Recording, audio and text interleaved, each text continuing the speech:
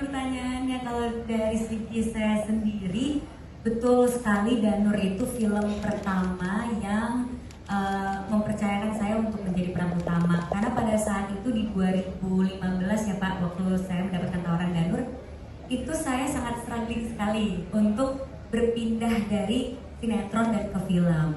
Karena pada saat itu 10 tahun lalu ada stigma bahwa oh kayaknya artis sinetron gak bagus kalau main film. Ada stigma itu yang dimana saya berusaha sekali pengen bilang bahwa gak ada loh aktor itu dikotak-kotakan, semua itu sama saja gitu, tergantung bagaimana kita melihat peran itu gitu, dan semua peran itu penting menurut saya di project apapun.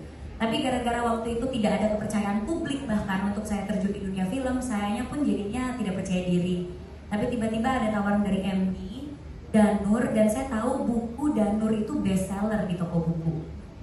Jadi itu saya makin ragu lagi. Kenapa saya sih, kan masih banyak ada aktor-aktor lain yang udah punya track record ya, udah punya track record bisa bawa penonton ke bioskop, udah punya track record acting, kenapa saya? Tapi pada saat itu Pak Manoj, Kak Sanjay waktu itu casting directornya meyakinkan, Dek pasti kamu bisa gitu, coba aja dulu, siapa tahu ini bisa menjadi pintu untuk kamu masuk ke dunia film. Akhirnya saya ya udah, saya memantapkan diri walaupun saya waktu itu nggak percaya diri untuk main di Danur. Dan pada saat itu juga industrinya nggak ada yang menayangkan film horor, karena film horor kalau teman-teman ingat lagi jelek banget image-nya, karena banyak film-film horor yang menayangkan adegan dewasa. Jadi saya main film horor tuh, aduh, udah dibully karena dari artis sinetron, tiba-tiba main film horor yang industrinya lagi nggak mendukung.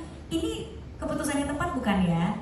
Tapi saya yakin kalau misalnya ada kesempatannya dan saya yakin saya bisa membawakan karakter, saya mau belajar bagaimana acting yang benar dengan persiapan yang cukup itu seperti apa. Jadilah Danur, dan tidak disangka-sangka waktu itu hari pertama penonton Danur 80.000, dan untuk film horor yang pada saat itu layarnya tidak sebanyak itu, 80.000 itu luar biasa. Sampai akhirnya di 2 juta penonton, dan Risa ternyata punya buku-buku lain yang bisa difilmkan sampailah hari ini. Makanya kenapa saya setia sama karakter Risa, karena jujur Danur yang membukakan pintu saya di film. Akhirnya banyak tawaran-tawaran lain yang mempercayakan saya di film, dan banyak akhirnya komen-komen di sosial media pada saat itu, oh ternyata Prilly bisa acting ya, karena waktu itu orang kayaknya nggak yakin saya bisa acting gitu. Dan makanya saya berterima kasih banget film Danur bisa menjadikan saya hari ini gitu. Terima kasih.